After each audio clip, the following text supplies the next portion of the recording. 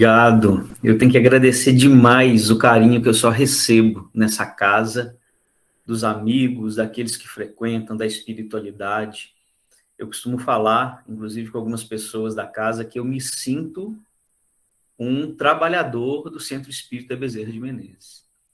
Uma vez que a afinidade que eu sinto pela casa é muito grande. E é com muita alegria que a gente está aqui essa noite para falar do Evangelho do Cristo, para falarmos um pouquinho sobre as curas do Evangelho. A doutrina espírita vem nos abrir, vem tirar o véu sobre alguns aspectos que durante muito tempo foi considerado como mistério dentro da nossa evolução religiosa. E aí a gente tem que lembrar que aqui a gente não está fazendo nenhuma crítica a toda a trajetória que a humanidade desenvolveu do pensamento religioso desde a época do Cristo até a vinda da doutrina espírita, através dos espíritos, porque nós fazíamos parte dessa comunidade de espíritos encarnados, que viveram essa realidade onde os milagres não eram compreendidos de forma correta. E a doutrina espírita nos permite. Então, se ela nos permite, que a gente possa entender um pouco sobre isso tudo, porque daqui a alguns milênios nós estaremos em condições de desenvolver aquilo que o Cristo desenvolveu, como ele mesmo nos disse, E a gente precisa se preparar para isso. A gente precisa desenvolver o entendimento dos fenômenos, o entendimento daquilo que é natural, que não é sobrenatural, para a gente poder cada vez mais entender, compreender a grandeza do Cristo a partir do entendimento desses fenômenos, porque tem muita gente que acha que o fato da gente tentar entender os milagres, as curas, as predições do Evangelho é uma tentativa de diminuir a importância de Jesus, e muito pelo contrário. Quanto mais a gente vê que para produzir o que foi feito, era necessário que esse espírito tivesse uma evolução muito grande, fosse um espírito crístico, na primeira ordem, a gente começa a não só compreender os fenômenos, como também a grandiosidade do nosso irmão maior. Eu vou projetar aqui alguns slides, só para a gente poder ter como uma base. Eu vou ver se eu consigo fazer aqui direitinho. E aí vocês vão ver se estão enxergando aí o slide. Isso que eu estou projetando aí, tá bom? Pessoal, eu não sei qual que é a dinâmica que vocês têm usado, assim, atualmente, mas já deixo bem claro para vocês que não me incomoda nem nada interrupções da forma com que vocês estiverem acostumados a fazer. Seja através do chat, você pode colocar suas informações para mim, tá? Sem querer interferir na dinâmica da casa. Ou até mesmo abrindo o microfone. Eu gostaria muito de ter a participação de vocês, a contribuição de vocês, para que o estudo fique bem rico, bem interessante. E eu trouxe aqui nesse primeiro slide duas passagens evangélicas que eu acho muito importante a gente refletir. Que Jesus nos disse, através do Evangelho de João, no capítulo 14, versículo 12, em que ele diz assim: na verdade vos digo que aquele que crê em mim também fará as obras que eu faço, e as fará maiores do que estas, porque eu vou para meu Pai. Então, nessa passagem evangélica, nesse versículo, a gente tem aí claramente Jesus dizendo que se a gente de fato conseguir compreendê-lo, porque a crença, que o crer aqui é muito mais do que uma questão de acreditar, mas de saber, se a gente de fato compreender o Cristo, a sua envergadura espiritual, a gente vai conseguir produzir tudo aquilo que ele produziu. Isso ele nos deixa claro no Evangelho de João. Então, de forma alguma, essa tentativa de compreender o propósito, que é o que eu acho mais importante, das curas que ele produziu, porque mais do que o fenômeno é o propósito, o porquê. né? E por que que nem sempre ele o fazia? É importante a gente compreender isso. É esse tipo de discernimento que eu acho que é o que a doutrina espírita nos propõe, né? E o segundo versículo, não penseis que vim destruir a lei ou os profetas.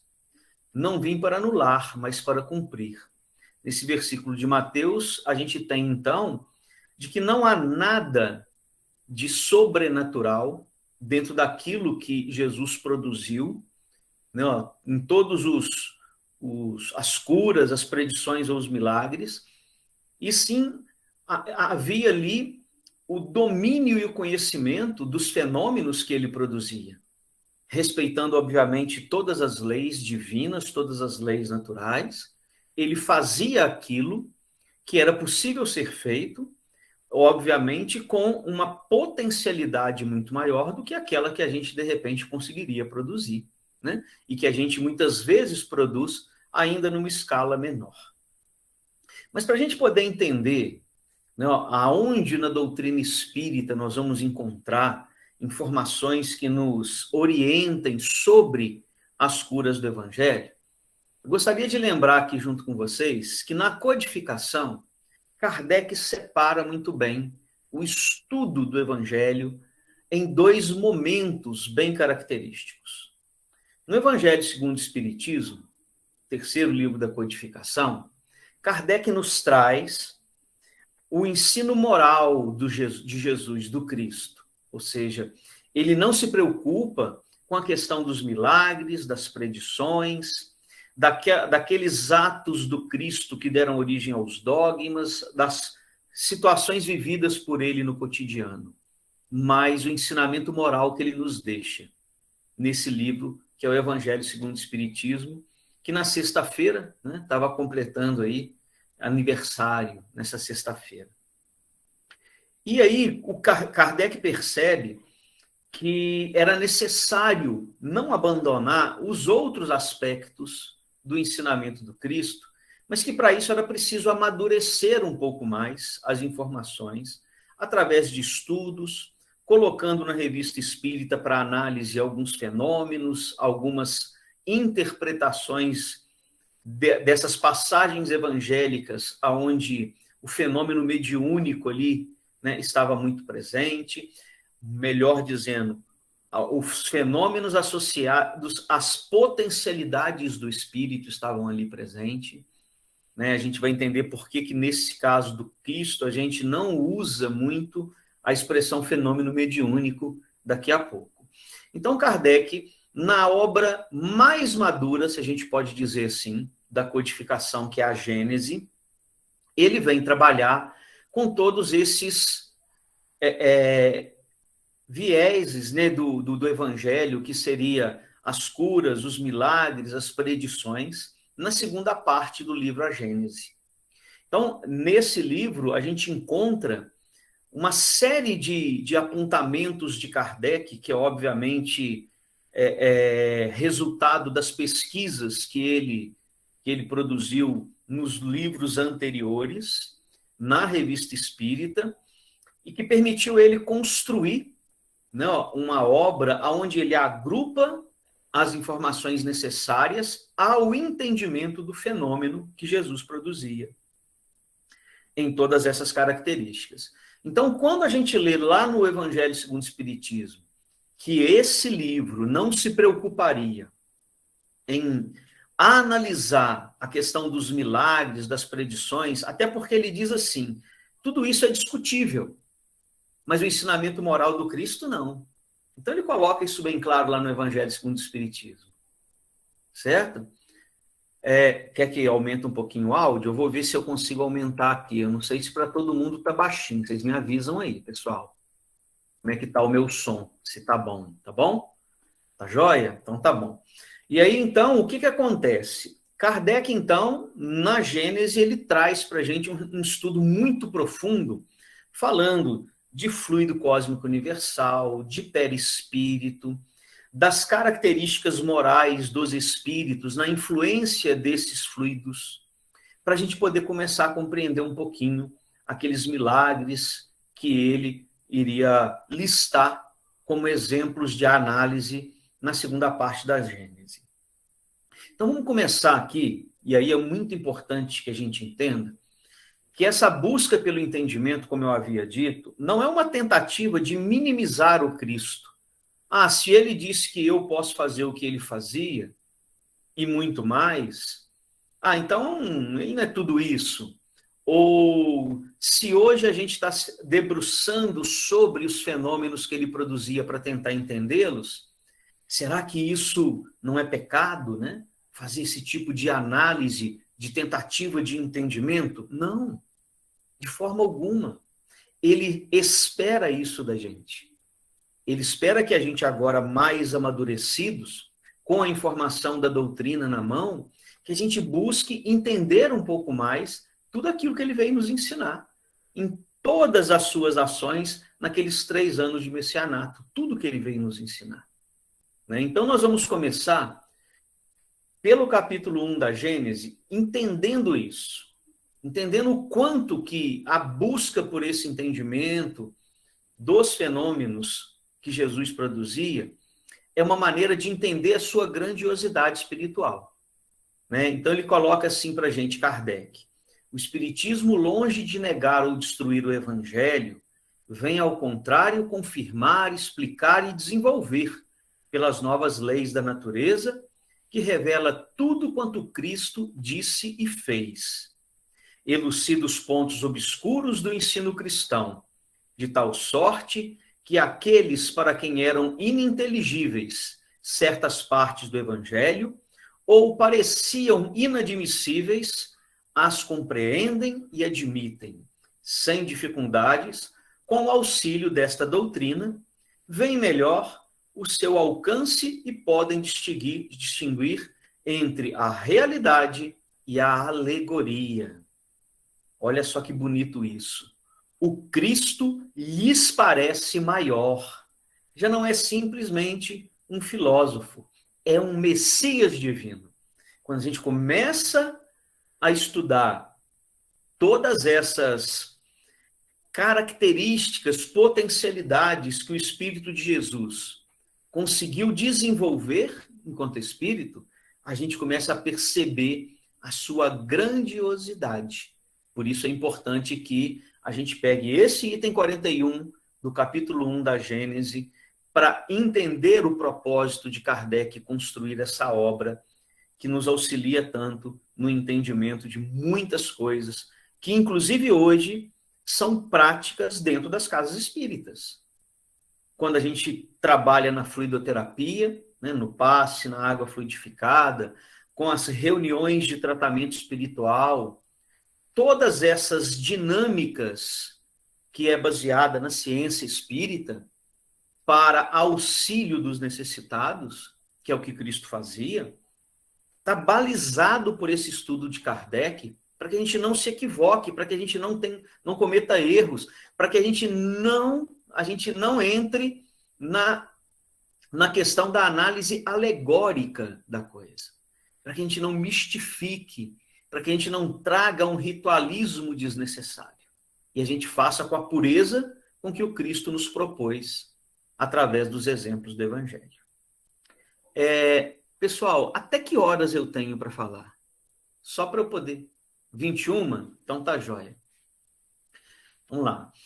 Passagens evangélicas que eu acho importante a gente pontuar aqui e que, de repente, vão trazer aquilo que eu falei para vocês sobre o que, de fato, é mais importante a gente compreender primeiro.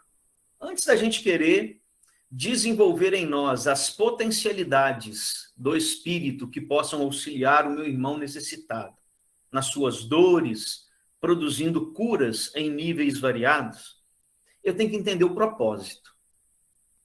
Eu tenho que entender o porquê que aquela dificuldade existe na vida do indivíduo.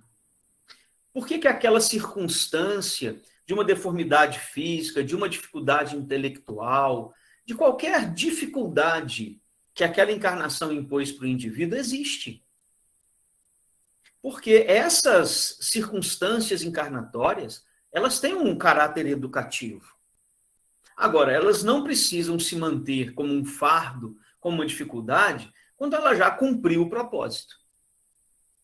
E aí a gente pode, então, produzir o alívio necessário sem o comprometimento do principal objetivo da encarnação, que é justamente da gente, né, se reajustar com os nossos débitos, com os nossos erros, e para a gente poder dar atenção, muitas vezes, a coisas, né, a detalhes da nossa encarnação, a gente precisa vir, às vezes, com algumas limitações, senão a gente não presta muita atenção no que de fato importa. Por isso é importante a gente não entender como um castigo, muitas vezes, algumas dificuldades que nos são colocadas e muitas vezes escolhidas por nós quando vamos reencarnar, para que a gente entenda que se não houve, através da intervenção de algum tipo de recurso espírita, na condição em que o indivíduo se encontra, é porque aquilo é necessário, é preciso que aquilo aconteça, né? Então, Jesus, por exemplo, na cura do paralítico de Betsaida, né? Ele pergunta, olha lá aquela pergunta em destaque, você quer ser curado? Então, Jesus leva o indivíduo a uma reflexão. Ou seja, você de fato acha que está em condição? Reflita, me responda. Se você já amadureceu espiritualmente e que essa dificuldade já não lhe representa nenhum tipo de necessidade nessa encarnação. Então, Jesus trazia para o espírito que iria receber o benefício, muitas vezes, essa reflexão, até que para interferir no processo de receptividade do tratamento que ia ser oferecido. Né? E, por exemplo, o cego Bartimeu, né? Aquele que está na entrada lá da cidade de Jericó, quando Jesus está chegando, né? Que vai encontrar com Zaqueu. Né? Olha como que a pergunta é diferente. Ele pergunta para Bartimeu assim, o que queres que eu te faça? Ele não pergunta para Bartimeu se ele quer ser curado, mas ele leva Bartimeu a refletir qual é a necessidade real dele naquele momento. Bartimeu, ele tinha, na realidade, uma vontade já maior do que o cego, né? o paralítico de Betsaida, que é aquele que ficava esperando o anjo bater as asas, né? Para agitar as águas da piscina e ele entrar para ser curado, porque Bartimeu pega a capa dele, que permitia ele esmolar, joga fora e vai insistir com Jesus para que Jesus o cure. Ele insiste. Os apóstolos, inclusive, chegam a repreendê-lo, porque eles achavam que Bartimeu estava incomodando Jesus. E Bartimeu insiste. Então, Jesus sabe que ali, Bartimeu já era um espírito que tinha condições de definir o que para ele era melhor. Ser curado, ou seja, que ele volte a enxergar ou que ele volte a ver. São coisas diferentes. E aí fica aí a dica para que vocês possam ir na passagem e ver o que Bartimeu pede, se é enxergar ou se é ver. Né? Isso aí é uma outra palestra que, de repente, a gente pode fazer aqui um estudo interessante sobre esse aspecto de Bartimeu. Quando ele purifica o leproso, ele já demonstra uma fé em que ele vira e fala assim, se quiseres, pode purificar. Ou seja, ele já tinha essa certeza. Ele já não tinha mais aquela expectativa de uma possibilidade. Ele sabia que o momento, para ele, era importante, que ele fosse curado, e ele já entendia qual que era o propósito daquela condição em que ele se encontrava para a encarnação dele. Ela já o havia colocado numa condição de reflexão para que ele voltasse ao caminho daquilo que era preciso ele resgatar, ele cumprir, ele crescer. Na cura do paralítico, aquele paralítico que desce pelo telhado, né, que os amigos descem ele pelo telhado, Jesus vira para ele e fala assim, filho, os seus pecados estão perdoados. Ele percebe uma fé tão grande dele e dos amigos, que fazem todo o movimento para que ele pudesse ser curado. E é importante quando ele diz, filho, seus pecados estão perdoados. Ele está dizendo para o paralítico assim, olha, a limitação física que foi imposta a você nessa encarnação já cumpriu o propósito. Já não faz mais sentido você não conseguir andar. Então agora vá, ande e faça bom uso desse benefício. Não se preocupe, porque você já conseguiu entender os erros que cometeu e conseguirá produzir a partir daqui uma nova caminhada. A mulher hemorroíça, né? Essa passagem é muito representativa quando ela toca nas vestes, né, de Jesus, e aí Jesus diz que saiu dele uma virtude, um dom. Jesus sente o magnetismo daquela mulher, a vontade, a receptividade com que ela recebe aquela virtude do Cristo. E ela, na realidade, na passagem, ela se demonstra, inclusive, envergonhada. Quando Jesus diz que alguém havia tocado ele, que dele havia saído uma virtude.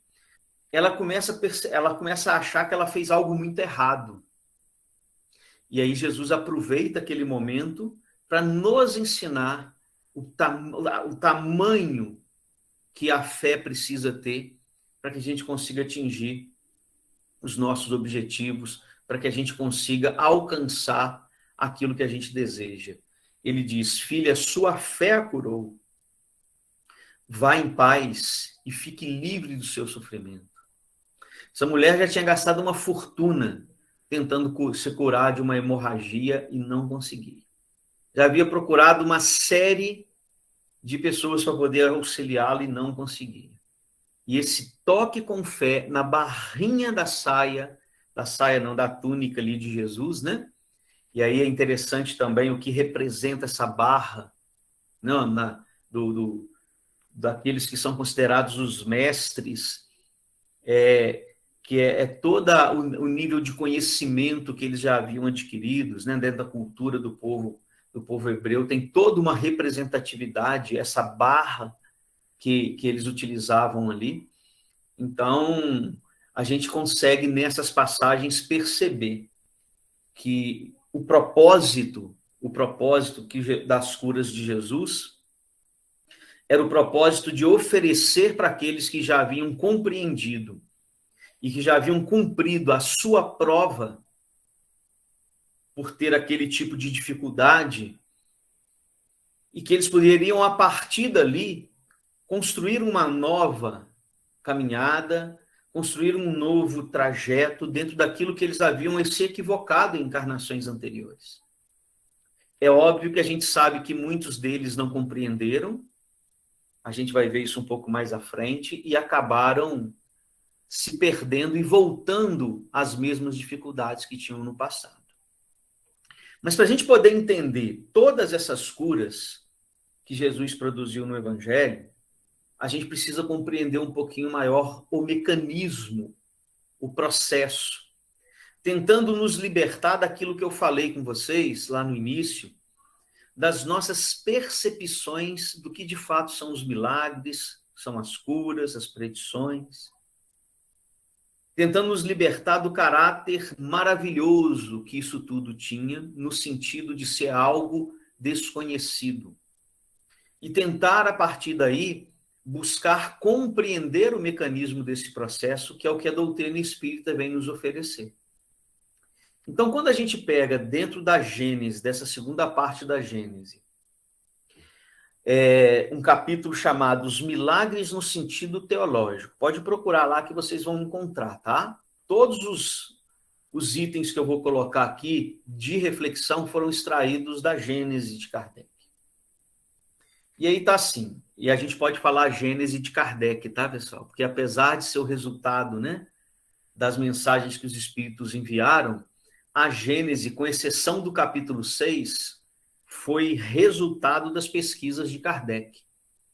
né? Só o capítulo 6, que é o capítulo que fala de uronografia, que vem, né, por uma mensagem de Galileu Galilei, né, que envia esse capítulo 6, que fala sobre a parte da uronografia. Então, lá Kardec diz assim, ó, etimologicamente, milagre significa admirável, coisa extraordinária, surpreendente. Um ato do poder divino contrário às leis da natureza conhecidas. Ou seja, o milagre, etimologicamente, se distancia muito daquilo que a gente considera como os atos de Jesus. Porque os atos de Jesus não podem ser considerados como aquilo que vai de encontro às leis da natureza. A gente viu lá atrás, naquele versículo de Mateus, que ele não veio destruir a lei, mas veio dar cumprimento. Então é importante a gente entender isso. Para a religião, o milagre tem origem sobrenatural. É inexplicável, insólito, isolado, excepcional. Então era assim que nós, né, quando estávamos encarnados em outras religiões, enxergávamos as questões, não, dos milagres produzidos no Evangelho. Com todas essas características de sobrenatural, inexplicável, insólito, excepcional. Porém, a gente começa a mudar isso um pouquinho, né? Então, ainda dentro desse capítulo, Kardec coloca assim: muitos fenômenos foram levados à categoria de milagres até que a ciência revelou, restringindo assim o círculo do maravilhoso, o círculo daquilo que não tinha explicação, que não mais podendo se firmar no domínio da materialidade, refugiou-se no da espiritualidade. O que Kardec quer dizer aqui para a gente, pessoal? Com o desenvolvimento, né, da física, da química, da biologia como ciência, naquele período do iluminismo ali, quando a gente sai, né, das trevas lá, da idade medieval, para poder preparar, inclusive, a vinda da doutrina espírita, a gente tem a explicação de muitos fenômenos que foram produzidos e considerados milagres. E aqueles que o desenvolvimento dessas ciências não consegue explicar, é porque a gente vai ter que buscar a raiz no elemento espiritual. Ou seja, a gente reduz isso a um círculo pequeno do que ainda parece ser maravilhoso, né? E aí a gente não pode firmar ele no domínio das ciências da matéria. A gente tem que utilizar agora a ciência do espírito para conseguir achar a explicação para parte desses fenômenos que eram produzidos. O espiritismo, ao demonstrar que o elemento espiritual é uma força viva da natureza, atuando sobre o elemento natural, estando também sujeito a leis, faz com que o maravilhoso deixe de ter razão de ser. Ou seja, se ainda havia algo de maravilhoso dentro de tudo isso, no sentido do espetacular, do inexplicável, do sobrenatural, agora não tem mais. Porque aquilo que a ciência, ao se desenvolver, né, a ciência ordinária, no sentido daquela ciência formal, ao se desenvolver, não conseguiu explicar, o espiritismo, ao demonstrar a existência do elemento espiritual, que trabalha conjuntamente com o elemento material, vem explicar a ocorrência desses fenômenos, os fenômenos espirituais produzidos por Jesus. E ele continua assim: o espiritismo não faz milagres. Por quê? Porque a palavra milagre está com aquele desgaste lá do sobrenatural, do inusitado, de que vai em encontro com as leis da natureza. Com o princípio espiritual e material, como os princípios espiritual e material regem incessantemente um sobre o outro, formando um conjunto harmonioso, representam duas partes de um todo. Todo tão natural uma quanto a outra. Então a gente tem que entender que até mesmo aquilo que é de origem espiritual dentro dos fenômenos não deixa de ser natural. É um fenômeno natural. Não está associado ao elemento material, mas é um fenômeno natural. Não tem nada de sobrenatural. Tanto encarnado como desencarnado, o espírito atua sobre a matéria através do perispírito. Então, para a gente poder entender muito daquilo que é possível ser feito, de curas, tanto a nível espiritual quanto a nível fisiológico, corporal do indivíduo, esse é a chave, essa aqui é a chave para explicar tudo isso. O perispírito, o entendimento de como que o perispírito interage em nós com o elemento espiritual e com o elemento material, porque ele também é um elemento material, vai ser a chave disso tudo para a gente entender melhor os fenômenos. Formação e propriedades do perispírito. Originado da condensação do fluido cósmico, o perispírito, corpo do espírito, envolve a alma, conservando sua imponderabilidade e suas qualidades etéreas. Assim, tanto o perispírito como o corpo físico originam-se do mesmo elemento primitivo, formados dos fluidos próprios ao mundo em que vivem. São matéria, ainda em que dois estados diferentes. Então, nós, encarnados, nós temos o corpo físico e o perispírito, ou corpo espiritual, que envolve o nosso espírito, que é mais sutil, que é menos denso, que é menos grosseiro do que a matéria que forma os nossos órgãos do corpo físico. Porém, ele também é da mesma natureza. Ele é um elemento formado por matéria, só que mais sutil. Para que o espírito possa agir sobre a matéria, ele precisa muitas vezes de usar esse perispírito, que não é tão grosseiro, para poder fazer essa interação. Então, o perispírito é a chave aonde a gente vai encontrar de que maneira o espírito, através da vontade, imprime na matéria as mudanças que ela precisa sofrer. Seja o meu próprio perispírito, produzindo em mim um processo muitas vezes de autocura, seja o perispírito de um outro espírito que, ao me oferecer as suas qualidades através desse elemento material, ele é capaz de produzir as mudanças necessárias para a cura das enfermidades. Através do pensamento, imprimem direção, aglomeram, combinam ou dispersam, dando forma e cor, mudam as propriedades dos fluidos de acordo com leis específicas. Então, essa é a forma com que os espíritos agem sobre os fluidos, sobre a matéria. É obviamente que ele vai conseguir ter uma ação maior quando a matéria é menos grosseira, mas é através desse mecanismo que a gente consegue perceber que Jesus atuava. Lembrem-se que a ideia aqui é a gente entender de que forma um espírito como Jesus era capaz de produzir curas, tentando entender a naturalidade de todo esse processo. O pensamento, a vontade que ele imprimia, produzia nos corpos a possibilidade de uma mudança na sua estruturação, substituindo aquilo que era doente por algo que é são, gerando dessa forma as curas que ele produziu do Evangelho.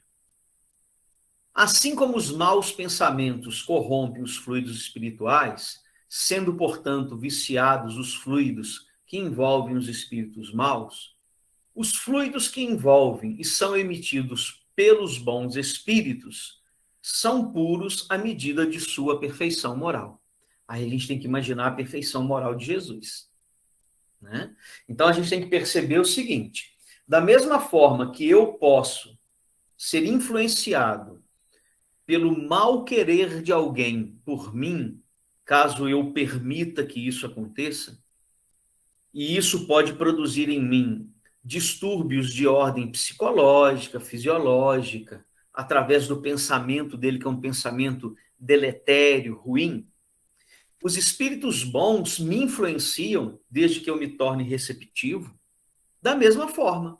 Só que agora com bons fluidos, com fluidos que vão, obviamente, produzir bem-estar, né? Vão produzir uma condição mais plena de saúde, psicológica, fisiológica, da mesma maneira que um espírito mau pode influenciar. E aí, para a gente poder entender a medida da perfeição moral que o espírito possui, ele pode produzir as suas obras, quando Jesus disse que a gente um dia poderia fazer o que ele faz e muito mais, a gente precisa progredir moralmente para que a gente consiga produzir os mesmos efeitos que ele produzia.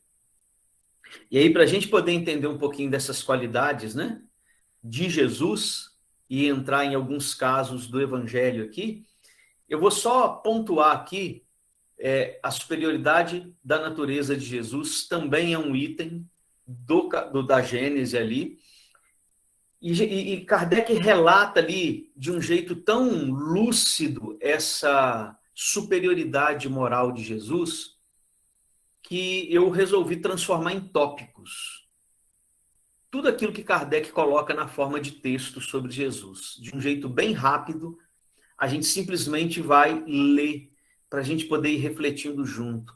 Olha a natureza desse espírito. Olha que tipo de espírito nós estamos falando quando nós falamos em Jesus. Jesus foi um mensageiro direto do Criador, um Messias divino. Suas virtudes situavam-se em nível muito acima das possibilidades da humanidade terrestre. Não estava sujeito às fraquezas do corpo, pois o dominava completamente. Isso é extremamente importante, pessoal. Quando a gente pensa, né, naquele Jesus que sofria, porque era assim que era muitas vezes relatado no Evangelho, como nós normalmente sofremos por não conhecer como ele conhece as verdades divinas, a gente está dizendo que ele não tem todas essas características que aqui estão sendo colocadas. Então, Jesus não se irritava. A superioridade dele, as virtudes dele eram muito acima daquilo que a gente consegue compreender. A ideia de bem e de mal que Jesus é capaz de compreender está muito acima das nossas possibilidades de compreensão. Seu perispírito era tirado da parte mais quintessenciada dos fluidos terrestres. Ou seja, aquilo que era mais sutil, mais refinado, que poderia existir dentro do nosso orbe de matéria espiritual, foi dali que Jesus utilizou para poder gerar o seu perispírito. Esse perispírito que, pela ação da vontade, oferecia aos que eram necessitados o que eles precisavam, como o caso da mulher hemorroíça. Então, era dessa natureza, dessa qualidade de perispírito que a gente está falando, capaz de produzir as curas que ele produzia. Tratava-se de um espírito superior, desprendido da matéria, e sua alma devia ligar-se ao corpo, senão pelos laços estritamente indispensáveis. Era um espírito que tinha todas as potencialidades de espírito na sua plenitude. Sua dupla vista era integral, ele era capaz de entender o que cada um de nós tinha como necessidades, sentimentos, angústias. Ele lia, ele escaneava com toda a precisão a alma, o espírito de cada um. Porque ele não tinha a interferência do corpo físico limitando essas potencialidades espirituais dele. Possuía dupla vista que devia ser permanente e de excepcional penetração, que eu acabei de dizer. Isso não são palavras minhas, não, tá? Isso aqui é toda a conclusão que Kardec chega dessa superioridade moral do Cristo ao reunir todas as suas pesquisas, os seus trabalhos vinculados à codificação, à revista espírita, e aí ele chega a essa definição do perfil espiritual de Jesus. A pureza de seus fluidos perispirituais lhe conferia imensa força magnética, secundada pelo incessante desejo de fazer o bem. Então, você pensa bem, um espírito que tem todas essas características e que na sua alma só existia o interesse de fazer o bem, de auxiliar o próximo, a qualquer um que chegasse perto dele e ele visse a possibilidade de libertar a pessoa de uma dificuldade que impunha para ele algumas limitações, porque isso não o auxiliaria mais, ele iria oferecer. E com toda a força magnética que era característica de um espírito como Jesus. Agora, o mais interessante é isso daqui, ó. Jesus não foi um poderoso médium curador, pois pela sua superioridade agia por si mesmo. Poderia ser considerado médium de Deus. Ou seja, não havia nenhum espírito vinculado ao nosso orbe capaz de influenciá-lo no sentido positivo de auxiliá-lo em algo que ele já não pudesse produzir, que ele não pudesse fazer. Por isso que a gente, quando falou lá no início, que nós não iríamos falar da potencialidade mediúnica de Jesus, a gente ia falar das potencialidades espirituais de Jesus. Porque Jesus não é um médium que é usado por um espírito mais conhecedor para oferecer para o irmão algo que ele precisa, como é o que a gente faz nas nossas casas espíritas, na parte da fluidoterapia e dos tratamentos espirituais. Jesus oferecia aquilo que já era dele, com o conhecimento dele, com o potencial dele, com a capacidade de saber o que para cada um era importante, o que para cada um era necessário, o que para cada um não iria comprometer a sua caminhada evolutiva. Então, isso é extremamente importante a gente considerar. E aí, dentro do que vem logo depois dessa descrição de Kardec, de como o espírito age sobre a matéria, né? Dentro da Gênesis, ele faz esse estudo minucioso desses tópicos que eu estou trazendo aqui, dessa natureza de Jesus, essa superioridade de Jesus, né? Aí ele começa a explicar espiritamente tudo isso aqui, ó. Explicações de alguns fenômenos considerados sobrenaturais. Ele explica isso tudo lá na Gênesis. Vista espiritual ou psíquica, dupla vista, sonambulismo e sonhos, curas, aparições, transfigurações, manifestações físicas associadas à mediunidade, obsessões e possessões. Ele explica isso tudo. A gente, obviamente, vai focar nas questões envolvidas na cura aqui, para a gente só ter alguns exemplos disso tudo que a gente abordou e que a gente, na realidade, está trazendo por considerar que foi relevante e importante para a gente. Que é, primeiro, Jesus entender o propósito das curas mais do que a gente é capaz. Segundo, ele entender todo o mecanismo. Como que se processa esses fenômenos, ele compreende tudo isso com uma clareza muito grande. E terceiro, a sua superioridade moral conseguia oferecer para os outros só o que há de bom. Ele não produziria em ninguém algum tipo de prejuízo, porque ele é bondade, ele já conquistou a compreensão clara pela natureza de espírito puro que ele já é, do que é Deus. Ele já vive no seio de Deus, das suas verdades. Então, Jesus consegue, com todas essas características, produzir alguns fenômenos considerados sobrenaturais, que Kardec vem nos ajudar a entender. Então, por exemplo, naquela cura do cego de Betsaida, né? Cego de Betsaida é aquele cego que Jesus coloca saliva nos olhos dele, né? E faz esse fenômeno, essa aplicação duas vezes. E olha como que é interessante o ensinamento que Jesus nos deixa.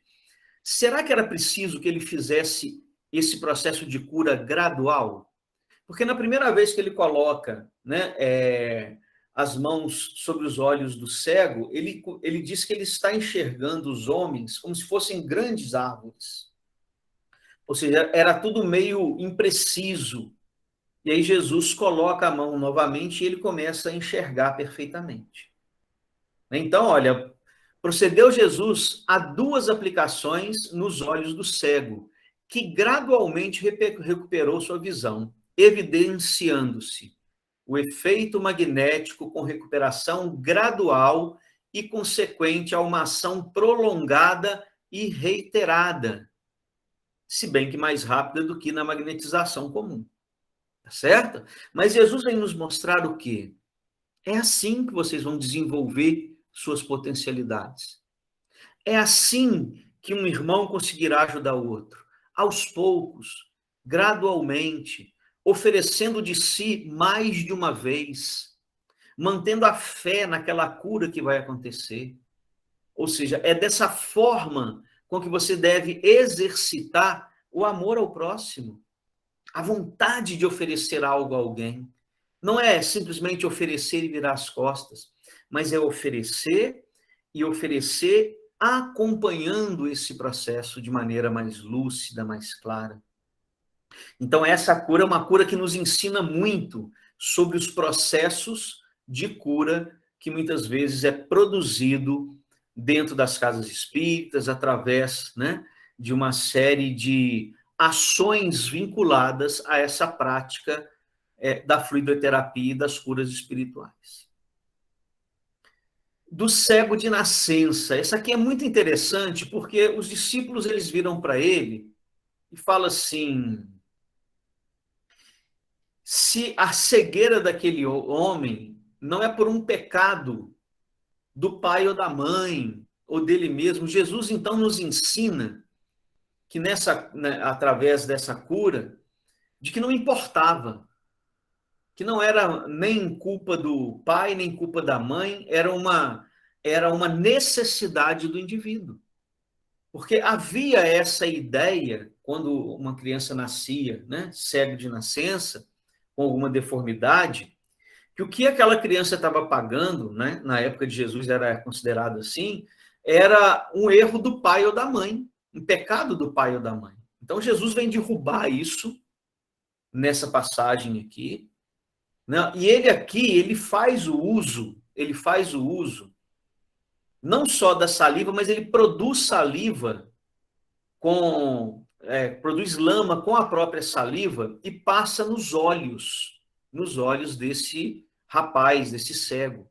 E fala com ele para ir se lavar na piscina de Siloé. E quando ele lava, ele tira aquela lama, ele volta a enxergar. Será que esse elemento, para Jesus, era um elemento tão necessário? Mas aqui, mais uma vez, Jesus vem nos ensinar que muitas vezes, para que um processo de tratamento espiritual aconteça, é necessário o uso de vários elementos conjugados e que a espiritualidade que domina essas técnicas vai fazer o uso daquilo que é necessário, seja do fluido de um vegetal, de um mineral, como é o caso da lama, do próprio fluido orgânico que Jesus entregava através da sua saliva para produzir a lama, mas que o uso desses recursos, dessas potencialidades de fluidos de várias naturezas no tratamento de cura é uma característica utilizada e necessária. Então, quando um médium vai aplicar um passe em uma pessoa que está passando por alguma dificuldade, em qualquer nível que seja, ele se coloca à disposição para que a espiritualidade o use como veículo, retirando desse médium tudo aquilo que ele tem a oferecer de características perispirituais desses fluidos, mas com certeza a espiritualidade vai buscar elementos da própria natureza, do próprio ambiente, de outras pessoas ali presentes, para poder oferecer aquilo que é necessário para cada um. O que a gente ainda não consegue fazer, pelo menos a maior parte de nós, né, é dominar esse tipo de conhecimento para poder auxiliar ao nosso irmão sem o auxílio de um espírito que esteja mais bem preparado. Por isso que na doutrina espírita não se faz nenhum tipo de apologia, de defesa de pessoas que tenham poderes de cura. Quando a gente tem um médium que se coloca à disposição em auxílio ao próximo, o trabalho efetivamente é da espiritualidade. Aquele médium, ele desenvolveu uma capacidade de doar amor, de doar o que ele tem de melhor para o seu irmão, sim. Mas não atribua a nenhum médium nenhum poder. Não existe isso dentro da doutrina espírita. Um espírito como Jesus, que já domina todo o mecanismo, ele tem a oferecer, sim, para alguém que está necessitado, do seu próprio conhecimento sobre aquilo. Um médium espírita, ele se coloca à disposição para que a espiritualidade que domina, que conhece todos esses conhecimentos, possam fazer uso desse médium para oferecer para o irmão necessitado, né, aquilo que ele precisa.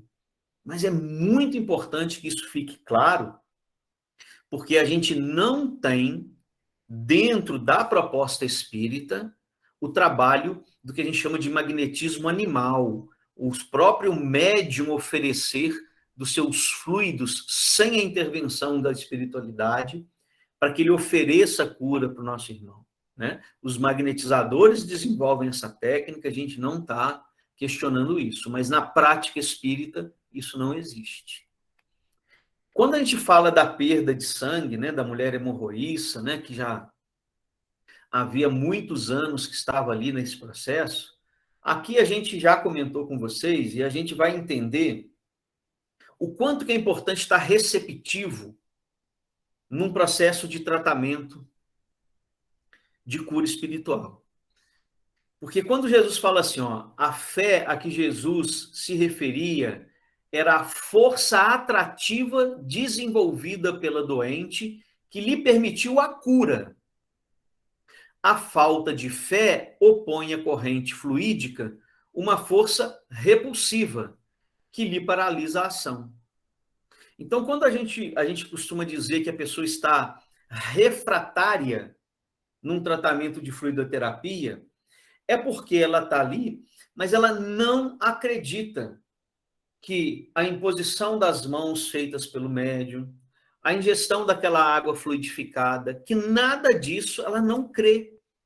Isso vai gerar essa ação, esse movimento que paralisa a ação, que é justamente o se tornar refratário ao tratamento. Então, quando a gente ouve falar, né, sobre esse não ser refratário, se colocar à disposição, receptivo, dentro do tratamento da fluidoterapia, lá no Evangelho Jesus ensinou isso muito para a gente. No paralítico da piscina, pessoal, que é aquele que eu falei, né, que há 38 anos esperava ali para poder que os anjos batessem as asas na água para que ele pulasse lá dentro, Jesus avisa ele, e isso aqui é uma coisa importante, né? Quando Jesus entendia que aquela enfermidade já não era mais uma condição necessária, no sentido de que a pessoa poderia caminhar sem aquela dificuldade imposta, ele libertava, mas ele sabia que a inferioridade moral do indivíduo poderia fazer com que ele recaísse. Então Jesus avisa ele que poderia retornar os males caso ele não se modificasse. E isso é muito comum, né? Dentro dos processos que a gente vê, muitas vezes as pessoas, elas melhoram, mas elas não mudam aquilo que é o propósito, que é a essência, né? Deixa eu pular para esse slide aqui, que eu gostaria muito de falar sobre ele nesse 1 minutinho que eu ainda tenho. Porque Kardec coloca, quando ele vai falar das numerosas curas, uma coisa que é muito importante a gente entender. Que mais importante do que as curas que Jesus produzia, os fenômenos físicos de cura, era o que ele produzia de cura nas doenças morais.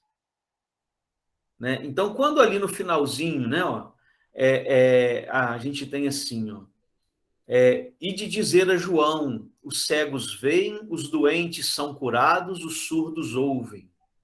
O evangelho é anunciado aos pobres. Assim também o espiritismo cura, além dos males físicos, as doenças morais, fazendo adeptos entre aqueles que recebem a consolação para suas almas, e não entre aqueles que pretendem apenas observar fenômenos extraordinários, não lhes reconhecendo a força moral. E aí, aqui a gente tem que entender que, por mais que a gente ainda não tenha desenvolvido as capacidades que Jesus possui de manipular fluidos, de oferecer para aquele indivíduo uma cura física intensa, rápida, como ele era capaz de produzir, a gente pode oferecer, sim, através da vontade de que isso aconteça, também o evangelho. A gente pode oferecer para aqueles que estão ainda vivenciando dificuldades o consolo que o evangelho, o consolo que a doutrina espírita é capaz de trazer. E aí, essas doenças morais, que são aquelas com que a gente tem que se preocupar. Nosso estado na encarnação atual é transitório, é passageiro. Mas será que eu estou aproveitando os momentos que eu tenho para produzir a transformação moral que é necessária em cada um de nós?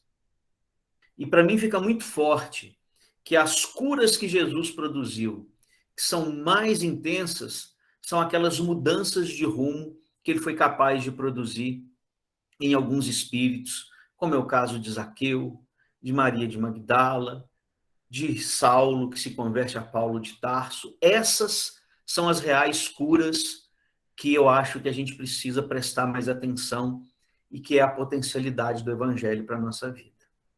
Então, meus irmãos, fica aqui essa mensagem. A doutrina espírita nos propõe a capacidade de desenvolvermos, sim, o entendimento sobre todos esses fenômenos que Jesus produziu. E nós precisamos nos preocupar em entender, sim, porque é a partir daí que a gente vai desenvolver, enquanto espírito, a possibilidade de fazer aquilo que o Cristo fazia e muito mais. Porém, o mais importante são aquelas curas da alma que Jesus foi capaz de produzir através do seu exemplo. Por isso eu acho que Kardec começa se preocupando com esse aspecto lá no Evangelho segundo o Espiritismo. E na Gênesis ele fala, agora a gente tem condições de dar um passo a mais e conversar um pouquinho sobre os outros aspectos do Evangelho. Agradeço muito a oportunidade de estar aqui essa noite, estou muito feliz de estar podendo falar mais uma vez na casa, no Centro Espírita Bezerra de Menezes, e espero, né, poder voltar em breve, seja presencialmente, seja virtualmente, de qualquer forma, o fato de estar junto de vocês me deixa sempre muito feliz. Muito obrigado mais uma vez, pessoal.